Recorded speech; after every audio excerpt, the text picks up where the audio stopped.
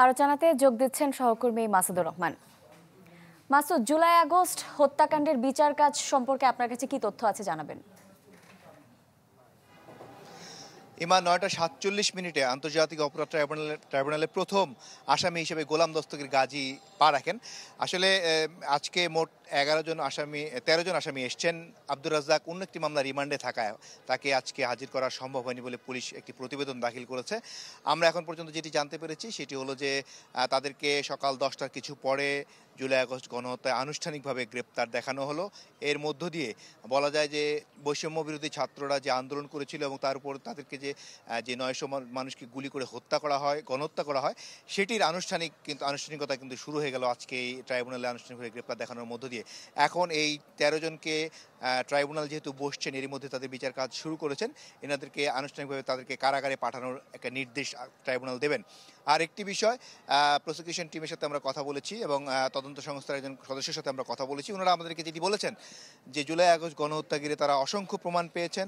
July August গণহত্যায় ঘিরে এই ১৩ জনের যে সম্পৃক্ততা সেটির প্রমাণ তারা পেয়েছেন এবং আরও কিছু তদন্ত প্রয়োজন হলে তারা এই ১৩ জনকে জিজ্ঞাসাবাদের জন্য তদন্ত সংস্থায় হাজির করতে চাওয়ার আবেদনও করতে পারেন।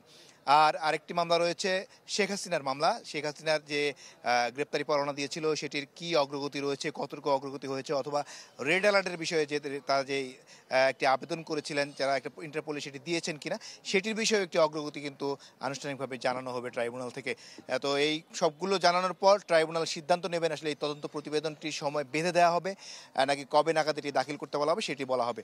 আর আগামী ২০ তারিখ কিন্তু সাবেক আইজিপি চৌধুরী আবদুল্লাহ আল মামুন, সাবেক ডিএমপি কমিশনার হাবিবুর রহমান সহ অনেক যে সমস্ত পুলিশ কর্মকর্তা জুলাই আগস্ট গণহত্যাগিরি গ্রেপ্তার রয়েছেন তাদেরকে কিন্তু ২০ তারিখে হাজির করার একটি দিন ধার্য রয়েছে। সেদিন তাদেরকেও হাজির করা হবে। তবে এই সমস্ত ঘিরে গতকাল প্রথম যেই ঘটনাটি ঘটেছে সেটি হলো এনটিএমসির সাবেক মহাপরিচালক যিনি দায়িত্বে ছিলেন জিয়াউল হাসান, গতকালকে তাকে তদন্ত সংস্থা ৬ ঘন্টা জিজ্ঞাসাবাদ করেছে। আমরা আমাদের সূত্রে যেটি জানতে পেরেছি তিনি কোনো মুখ খুলতে রাজি হন নাই। তবে আজকে এই ১৩ জনের বিষয়ে যদি আমি একটা তথ্য বলি সেটি হলো যে প্রত্যেকেই কিন্তু আইনজীবী নিয়োগ করেছেন এবং সুযোগ তারা নিয়েছেন। যেমন আনিসুল হক এহসানুল হক সমাজিকে নিয়োগ করেছেন, সালমান এফ রহমান তার পক্ষ থেকে একজন আইনজীবীকে নিয়োগ করেছেন, ফারুক খান তার পক্ষ থেকে ব্যারিস্টার মোস্তাফিজুর রহমান খানকে নিয়োগ করেছেন এবং এমন বেশ কিছু সবাই আইনজীবী ২-৩ জন করে আইনজীবী নিয়োগ করেছেন। দীপুমণিও তারা আইনজীবী নিয়োগ করেছেন। তো সব মিলিয়ে এখন আজকের যে আদেশ হবে সেটি হলে ১৩ জনকে কারাগারে পাঠানো হবে।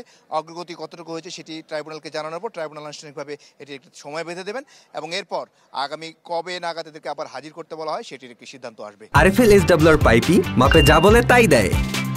RFL SWR pipe and fittings.